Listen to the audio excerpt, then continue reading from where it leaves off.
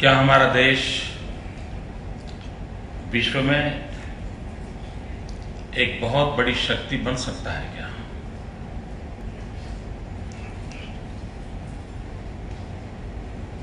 पिछले 10 साल के मेरे गुजरात के अनुभव से मैं कह सकता हूं कि जी, यह देश बहुत बड़ी शक्ति बनकर के उभर सकता है। हमारे पास जो उपलब्ध शक्तियां हैं, जो उपलब्ध संसाधन है, उसका अगर हम गोल सेट करके बहुत ही सही तरीके से उपयोग करने का सामर्थ्य दिखाएं तो हम परिवर्तन ला सकते हैं।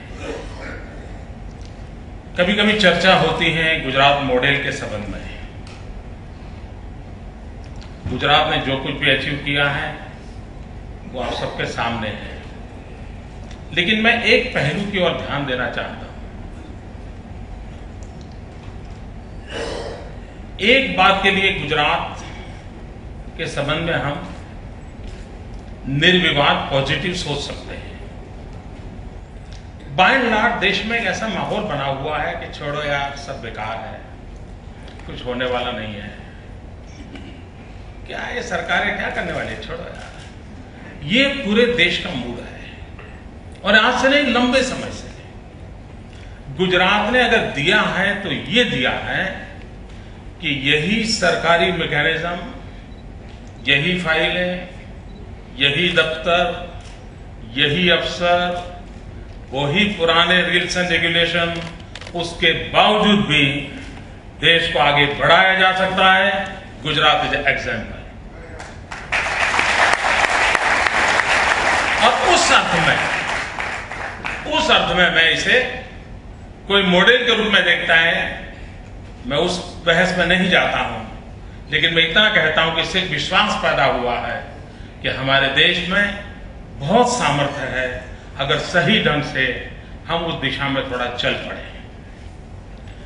लोगों को लगता है कि अब पूरा फोकस वेस्ट से ईस्ट की तरफ जा रहा है और ये सही है। सब दूर ये माना जाता है 21वीं सदी एशिया की सदी होगी, कोई कहता है चाइना की होगी, कोई कहता है हिंदुस्तान की होगी, लेकिन 21वीं सदी एशिया की होगी, इसमें कोई दुविधा कहीं पर नहीं आ रही है। अगर ये हो रहा है तो हमने हमारी सारी फ्यूचर स्ट्रेटेजी उस बात को केंद्रवर्ती रखते हुए, फोकस करते हुए करनी चाहिए। और जब चाइना और भारत की स्पर्धा की चर्चा होती हो तब हमारी 3 शक्तियां ऐसी हैं जिसको हमने बल देना चाहिए, उसका प्राउड करना चाहिए। एक हमारी डेमोक्रेटिक सिस्टम, हमारा लोकतंत्र, ये हमारी बहुत बड़ी विरासत है, बहुत बड़ी एसेट है और पूरे विश्व के सामने उसको जितनी ताकत के साथ हम उभार सकते हैं, हमने उभारना चाहिए। दूसरा है, जिसके हम भाग्यशाली इस पीढ़ी के लोग हैं, वो है हमारा यूथ पावर। हमारा जनरेशन यानी विद इन अ डेकेड 65% से ज्यादा लोग यानी युवाओं से भरा हुआ ये देश होगा। और दूसरी तरफ जो हमारी स्पर्धा में जिन देशों की चर्चा हो रही है, वहां एवरेज ओल्ड एज बढ़ रहा है, हमारा एवरेज यूथ पावर बढ़ रहा है। ये हमारा नेचुरल बेनिफिट है, उस पर हम कैसे ध्यान दें। और तीसरा एक क्षेत्र है जिसका हमने जितना अधिक हम स्ट्रेंथन कर सकते हैं हम करें, जितना अधिक उसको ताकतवर बना सके बनाएं, और जिसके कारण लोगों का भरोसा बढ़े, वो है हमारा जुडिशरी सिस्टम, हमारी न्याय प्रक्रिया है, न्याय प्रणाली। ये औरों से हमें अलग करती है, हमारी स्पर्धा में जो लोग हैं उनसे हमें अलग करती है। और अगर ये सामर्थ्य है तो उस सामर्थ्य की ओर हमने बल देना चाहिए। और हम जब यूथ पावर की बात करते हैं तब आज अमेरिका और यूएसए और यूरोपियन कंट्रीज आने वाले दिनों में करीब 7 करोड़ से ज्यादा लोगों को सेवाओं की उनको जरूरत पड़ने वाली है। क्या हम ये टारगेट कर सकते हैं, हम विश्व को जितना मैन पावर की जरूरत होगी हम उस मैन पावर को यहां तैयार करेंगे और विश्व की आवश्यकताओं की पूर्ति का काम हमारी धरती पर से करेंगे। और अगर ये हमें करना है तो हमारी सारी व्यवस्थाओं को बदलना पड़ेगा। मैंने मेरा लिखित भाषण आप लोगों को सर्कुलेट किया है, इसलिए मैं बहुत विस्तार से नहीं जाता हूं, लेकिन हमने सिर्फ भारत की आवश्यकताओं की पूर्ति के लिए हमारी शिक्षा व्यवस्थाएं न चलाएं, हम ग्लोबल रिक्वायरमेंट को ध्यान में रखते हुए हमारी शिक्षा व्यवस्थाओं को चलाएं। हम ज्यादातर, अगर हिंदुस्तान में अभी एक मैंने सर्वे पढ़ा कि भारत में 90% लोग जो जॉब पा रहे हैं वो स्किल के आधार पर पा रहे हैं। मैं समझता हूं हमने पूरी योजना के साथ इस स्थिति को बदलना चाहिए। क्या हमारा अधिकतर यूथ स्किल के कारण जॉब प्राप्त करे कि नॉलेज के कारण करे, और हमारा फोकस होना चाहिए नॉलेज के आधार पर हम जॉब क्रिएशन कैसे करें। और ये साफ है, skill can get the job but knowledge can create the job. और इसलिए हमने नॉलेज बेस्ड सोसाइटी की तरफ किस प्रकार से इसे आगे ले जाया जाए, हमारी सारी व्यवस्थाओं को, और हम सिर्फ मैन्युफैक्चरिंग क्षेत्र की कंपटीशन करेंगे तो काम चलने वाला नहीं। दूसरा, नई जनरेशन एक नए रंग रूप से आ रही है। हम कह सकते हैं next generation is a net generation, यानी नेटिजन, पूरा ग्लोबल नेटिजन वर्ल्ड बन रहा है। छोटे से छोटा बच्चा भी टेक्नोलॉजी के सहारे इंफॉर्मेशन फ्लो के साथ तैर रहा है। अगर ये सामर्थ्य है उसके अंदर तो हम लोगों की हमारी शिक्षा व्यवस्थाओं में बढ़ा। अब जब गुजरात की चर्चा करते हैं, पिछले एक दशक में गुजरात ने एजुकेशन में जो इनिशिएटिव लिए उसकी तरफ ध्यान देने जैसा है। अभी हमारा वाइब्रेंट समीट था, दुनिया की 33 कंट्रीज की टॉप मोस्ट यूनिवर्सिटीज को हमने इनवाइट किया था और हमारी यूनिवर्सिटीज के साथ उनकी मीटिंग की, और हमने कहा भाई ग्लोबल रिक्वायरमेंट्स क्या है, किस प्रकार की ह्यूमन रिसोर्स की आवश्यकता है, और हम हिंदुस्तान के रहते हुए आप लोगों के साथ मिलकर के हम इस प्रकार के मैन पावर को तैयार करने के लिए क्या कर सकते हैं। हमने उस दिशा में कदम उठाए। गुजरात पहला स्टेट है दुनिया में जिसने फॉरेंसिक साइंस यूनिवर्सिटी बनाई है। क्राइम की दुनिया बदल रही है, और ऐसे समय हॉलैंड में बैठा हुआ व्यक्ति भी आपके बैंक में से आपका खाता साफ कर सकता है। ये अगर स्थिति है तो आपको सारी टेक्नोलॉजी का उपयोग करना पड़ेगा।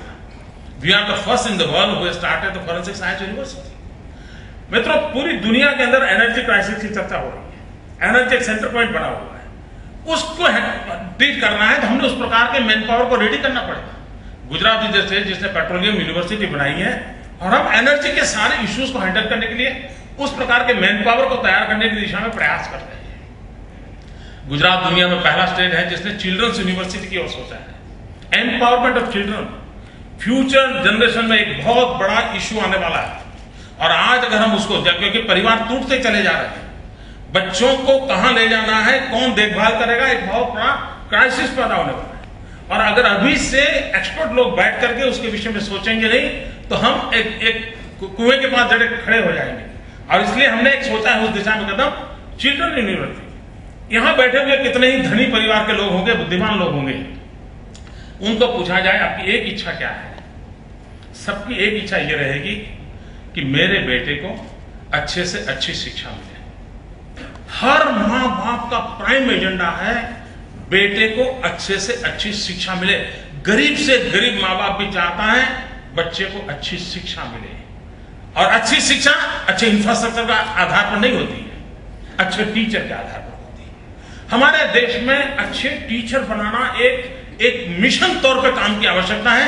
And Gujarat is the state, जैसे हम लोग IIM चलाते हैं, अब IIM CEO पैदा करते हैं, दुनिया को मैनेजर प्रोवाइड करते हैं, दुनिया को टीचर्स की जरूरत है, नेक्स्ट जनरेशन के लिए टीचर्स की जरूरत है। गुजरात ने Indian institute of teachers education देश में पहली बार सिर्फ टीचर तैयार करने वाली यूनिवर्सिटी शुरू की है। 12th के बाद ग्रेजुएशन, पोस्ट ग्रेजुएशन, ये सारा टीचिंग प्रोफेशन से जुड़ा हुआ होगा, और उस 12th के बाद उस बच्चे को मालूम है कि मुझे टीचर बनना है, और हम बेस्ट टीचर और मैं वो दिन देखना चाहता हूं कि जब कैंपस इंटरव्यू होंगे और जैसे IIM में कैंपस इंटरव्यू करके 1 करोड़ 2 करोड़ रुपयों से लोगों को वहां से ले जाया जाता है, वो दिन आएगा टीचर्स के कैंपस इंटरव्यू होंगे और टीचर्स को दुनिया लेने के लिए आएगी। ये बदलाव की आवश्यकता है।